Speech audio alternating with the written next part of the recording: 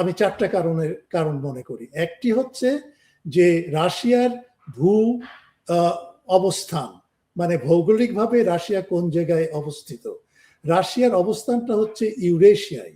Eurasia আমরা সবসময় বলি এটা একটা অত্যন্ত গুরুত্বপূর্ণ এলাকা, কারণ এর পশ্চিমে হচ্ছে ইউরোপ, পূবে হচ্ছে চীন এবং জাপান এবং কোরিয়া এবং অন্যান্য দক্ষিণ পূর্ব এশিয়ার দেশ, দক্ষিণে হচ্ছে ভারত, ইরান, আফগানিস্তান, ইরাক, তুরস্ক। সুতরাং এটা একটা স্ট্র্যাটেজিক্যালি এমন একটা জায়গা যে জায়গার উপরে নিয়ন্ত্রণ না রেখে এমন কোনো দেশ দাবি করতে পারে না যে তারা হচ্ছে পৃথিবীর সবচেয়ে শক্তিশালী দেশ। সেই কারণে রাশিয়াকে শত্রু হিসেবে বিবেচনা করে তার বিরুদ্ধে সবসময় যুদ্ধাবস্থা বিরাজ করা বা টিকিয়ে রাখা, এটা হচ্ছে পশ্চিমা বিশ্ব এবং আমেরিকার একটা মূল একটা কৌশল এবং স্ট্র্যাটেজি। এটা হচ্ছে একটা কারণ, ইউরেশিয়ার কারণে, ভৌগোলিক অবস্থানের কারণে রাশিয়ার।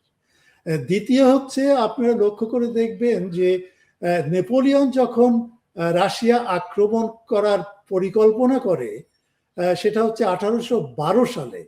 সেই পরিকল্পনার আগে একটা দলিল প্যারিসে প্রকাশিত হয়। সেই দলিলটার নাম হচ্ছে Peter the greater memorandum. Peter the great একটা জবানবন্দি দিয়ে গিয়েছিল নাকি, সেই জবানবন্দিতে বলা হয়েছে যে রাশিয়া যেন সার্বক্ষণিকভাবে ইউরোপের উপরে তার প্রতিপত্তি প্রতিষ্ঠা করার জন্য যুদ্ধে লিপ্ত হয়।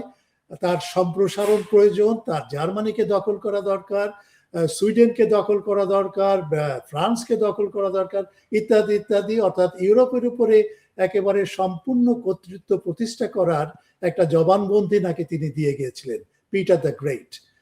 এখন এই জবানবন্দির উপরে ভিত্তি করে ফ্রান্স রাশিয়া আক্রমণ করে, কিন্তু জবানবন্দিটা যখন বিশেষজ্ঞদের হাতে পড়ে সেখানে দেখা গেল the testament of Peter the great, এটা দলিল ডকুমেন্টের নাম, সেটা আসলে একটা ভুয়া এই কারণে যে সেটা ব্যবহার করা হয়েছিল এবং সেটা লিখেছিল পোলিশ এক ব্যক্তি, নট পিটার দ্য গ্রেট, এবং সেটা ব্যবহার করলো নেপোলিয়ন রাশিয়া আক্রমণের জন্য।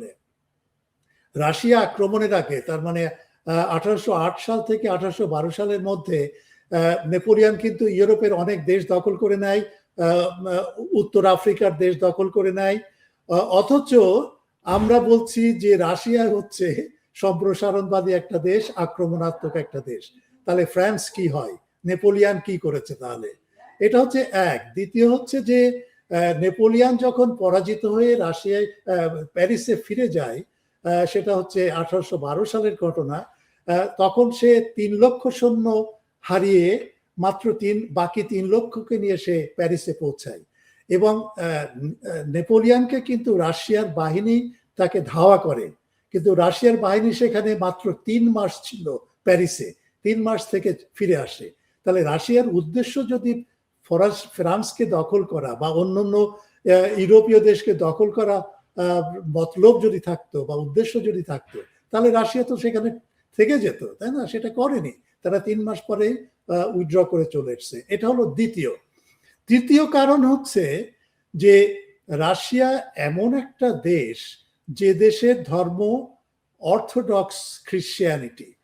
এই অর্থোডক্স ধর্মের জন্ম হয় 1054 সালে। এই ধর্মটা গড়ে ওঠে বাইজেন্টাইন সাম্রাজ্যে। আপনারা জানেন যে রোম সাম্রাজ্য 2 ভাগে বিভক্ত হয়ে গিয়েছিল এবং সেটা 395 খ্রিস্টাব্দে। এর কারণ হচ্ছে যে রোম সম্রাট ভেবেছিল যে শুধু রোম যদি ইউরোপের অধীনে থাকে তাহলে বর্বর জার্মান জাতি রোমকে আক্রমণ করে ধ্বংস করে দিতে পারে। সেই জন্য রোম সাম্রাজ্যের একটা অংশ তারা নিয়ে গিয়েছিল বাইজেন্টাইনে, তুরস্কে এবং ইস্তাম্বুলে, সেখানে রাজধানী করে। এবং এই কারণে, এবং রাশিয়ার মানুষ, অধিকাংশ মানুষই হচ্ছে এই অর্থোডক্স ধর্মাবলম্বী। সুতরাং যখন এই অর্থোডক্স ধর্ম মূল খ্রিস্টান ধর্ম থেকে, বিশেষ করে ক্যাথলিক ধর্ম থেকে বিচ্ছিন্ন হয়ে গেল, তখন সারা ইউরোপ এই রাশিয়ার বিরুদ্ধে লাগলো এই কারণে যে তোমরা আমাদের ধর্মকে বিভক্ত করেছো, ভাগ করেছো, এবং তোমরা এমন একটা ধর্ম নিয়ে এখন টিকে আছো যে ধর্ম আমাদের ধর্ম না। সুতরাং ওখানেও কিন্তু একটা শত্রুতার একটা ক্ষেত্র সৃষ্টি করেছিল ইউরোপ। এবং চতুর্থ কারণ হচ্ছে যে রাশিয়া কিন্তু অনেক দিন ধরে, বিশেষ করে 1237 সাল থেকে 1480 সাল, এই প্রায় 250 বছর ধরে রাশিয়া কিন্তু তাতার মঙ্গল শাসনের অধীনে ছিল।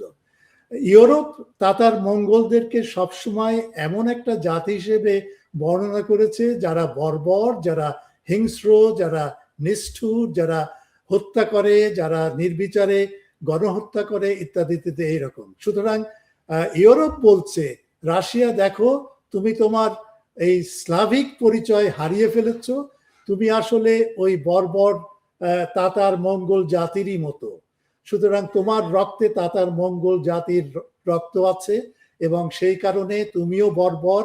এবং সেই বর্বরতার নানা উদাহরণ আমাদের আছে, যেমন ইভান দ্য গ্রোজনি, যিনি সম্রাট ছিলেন 1560-17 শতাব্দীর দিকে, সে নিষ্ঠুরভাবে তার ছেলেকে হত্যা করে।